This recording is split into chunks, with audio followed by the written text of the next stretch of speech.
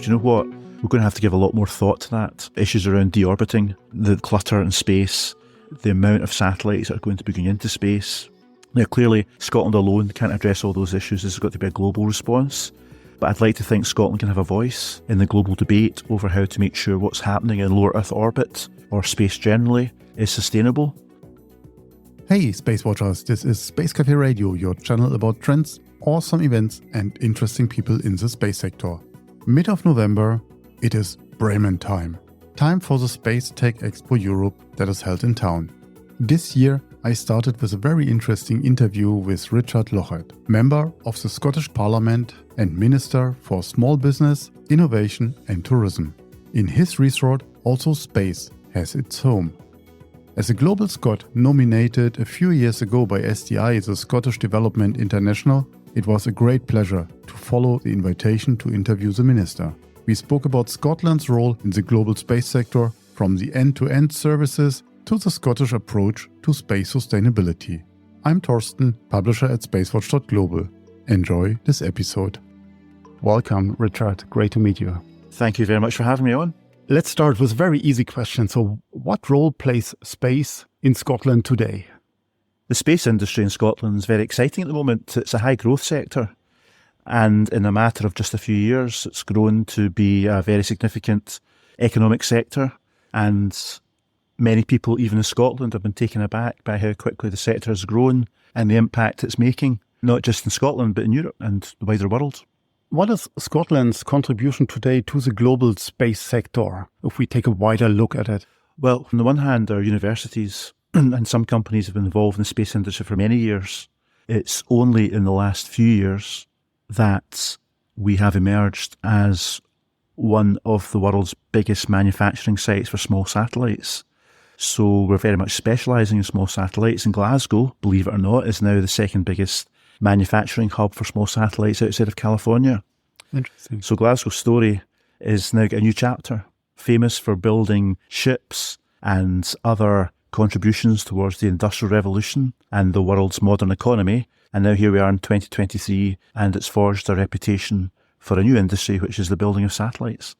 I had the great honor last year to visit Glasgow in December, and I visited Spire and Clyde Space, and it's really interesting to see the density of small satellite manufacturers. And now I think Mangata is just the latest inward investment project that's been announced for Scotland. And we're hoping to see that underway soon with a few hundred jobs. And that, again, is another company that's going to be manufacturing satellites. It's been a bit of a hidden success story, the satellite sector in Scotland, and it's only literally in the last few years that it's come into focus and that people in Scotland have learned this is happening on their own doorstep. And even today, sometimes when you speak to people in Scotland, and especially overseas, and you say to them, do you know that Glasgow's the second biggest manufacturing hub for small satellites? People can't quite believe it. Yeah. But it's true, and it's growing. And it's not only the existing companies that have been there for some time now. It's, as I said before, there's new inward investment projects now coming to Scotland, like Mangata. And it's really quite amazing what's happening. But of course, it's part of an ecosystem.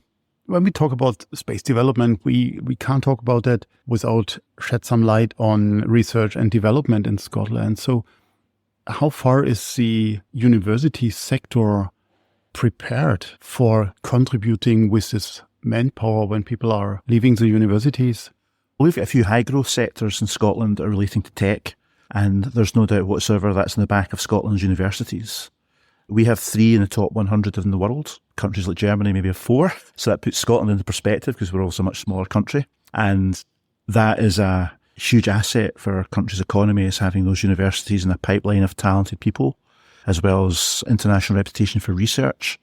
Our high-tech sectors now are coming out of that because in the past, over the last many decades, perhaps even going back 100 years or so, we have invented many things that the world has taken advantage of, but we don't always capture the jobs. So now in Scotland, there's a special effort to not only invent things, but actually to get the economic benefit from that and the jobs that come with that. So I think the satellite sector and the space industry is one of the latest examples where that's beginning to work. But there are other high-tech sectors now following their footsteps. So we're trying to get sticky jobs in Scotland that can't be taken away easily. And that's of real value to Scotland's economic future. Let's talk about the space economy in Scotland. Space for Earth, launchers, spaceport development. You have it all in Scotland. What is the economic benefit today that you see from this market? Can it be specified, or is it part of the entire infrastructure?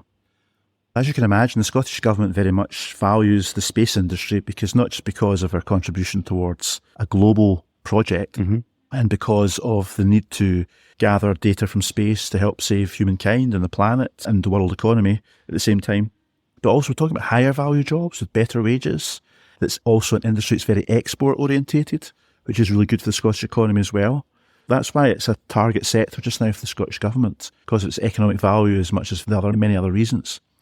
Out of the satellite sector, we now have end-to-end capability, and that's the strength of the Scottish space industry, is that end-to-end capability. So not only do we have the second biggest manufacturer of small satellites outside of California, we now have 5 of the UK's 7 potential launch sites in Scotland. We also have companies located in Scotland now manufacturing the rockets, and then we've got 170 companies building on Scotland's data science expertise who are capturing the data from the satellites and analysing it.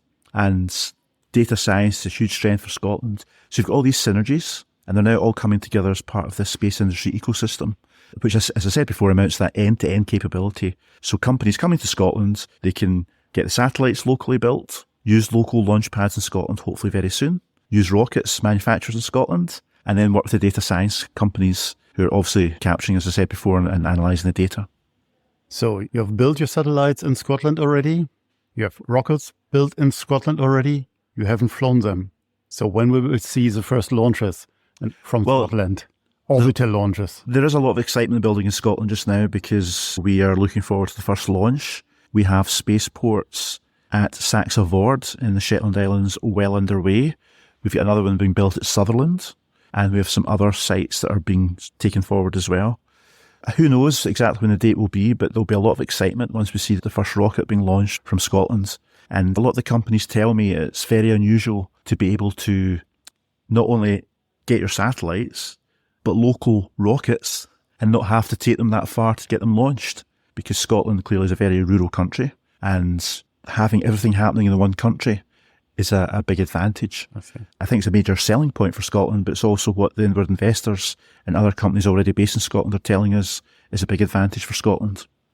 Correct me if I'm wrong, but I think 2 of our 3 German micro-launchers are also looking at Saxa Vord, I think Rocket Factory Augsburg and High Impulse, if I'm not mistaken. Well, that's right, and that's why it's good to be here in Germany at the Expo, Space Expo in Bremen, is because there's actually a lot of German companies involved in Scotland, and you've just named a couple that are involved in Saxa Vord. And the space industry is obviously very global, and in terms of Europe, it's a growing sector in Europe. Scotland's a major player now in that scene. From the regulatory side, where you as government can pave the way, is that all done? So all the licenses are available?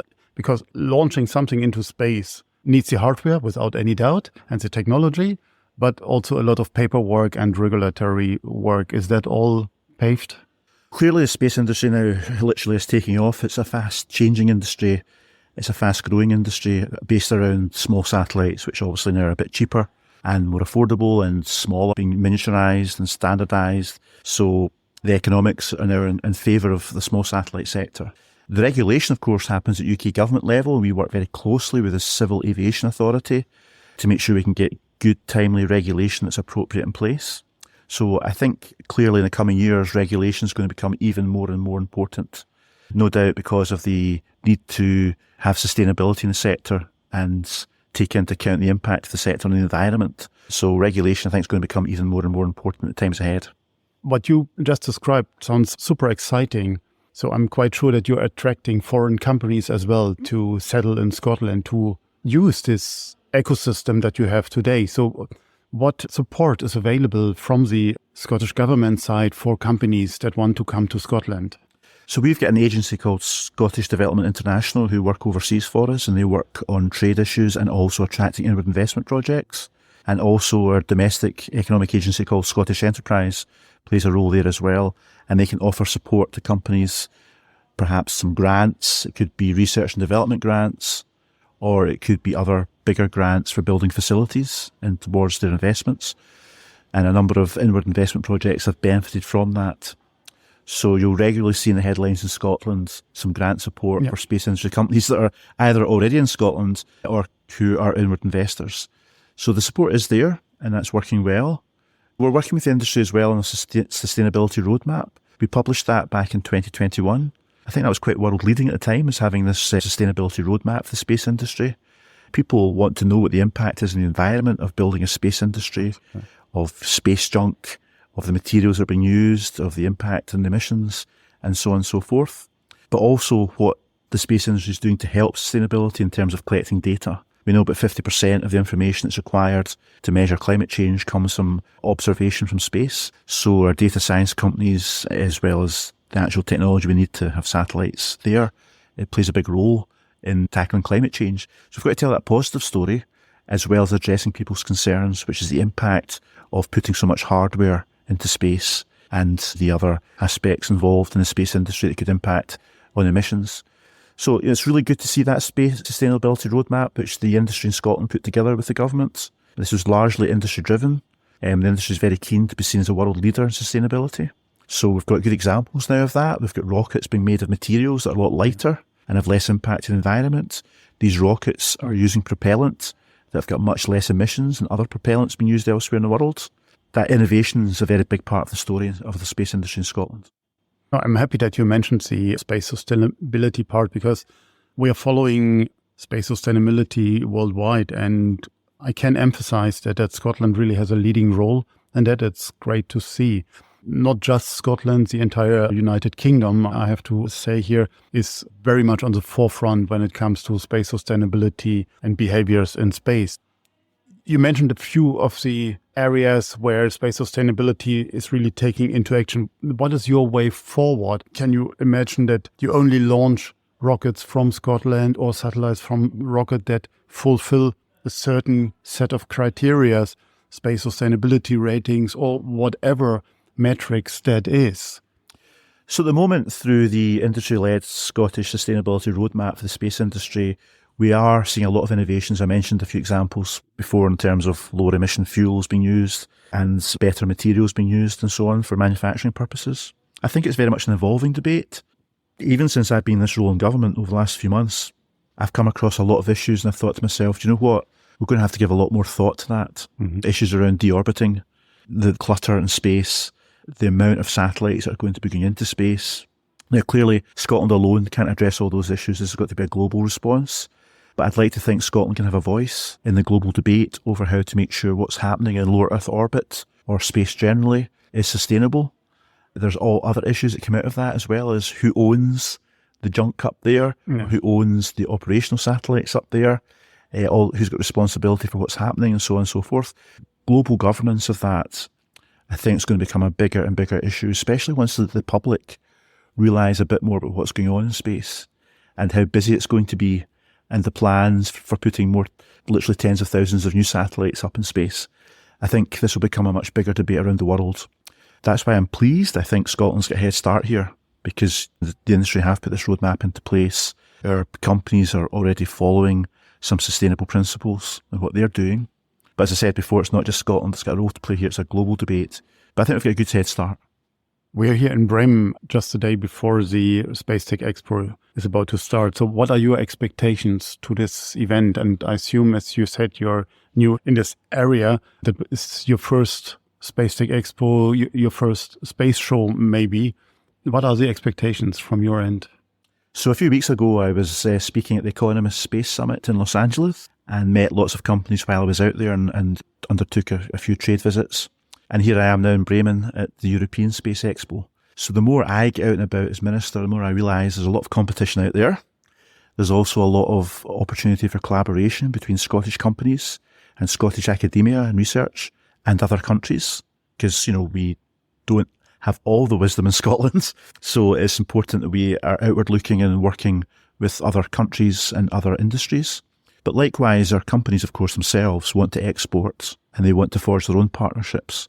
We are a very innovative country in Scotland, and many of our space industry companies are very innovative. So it's a good business opportunity for them. So the more I'm out there supporting them and promoting them, the better. We've got 23 companies from Scotland at this expo here in Bremen, and hopefully they'll do a bit of good business and make new contacts. I'll be meeting them as well while I'm out here and supporting them at some of their events. So that's really what I see my role as, is promotion, supporting, and also learning about what the big debates are out there, what big opportunities for the Scottish economy are. Thank you very much for your time and enjoy Space Tech Expo here in Bremen. And I hope we will hear from you very soon again. Thank you. Dankeschön. Sehr gerne. If you have further questions, reach out to us at radio@SpaceWatch.Global. If you like these or other episodes of Space Café Radio, leave us a rating on your preferred podcast platform. It is the currency of today. And if you want to stay on the pulse of the space industry, please visit our website at www.SpaceWatch.Global and subscribe to our newsletters. And of course, don't forget to become a Space Watcher. I'm Torsten Kriening, publisher at SpaceWatch.Global, your independent perspective on space.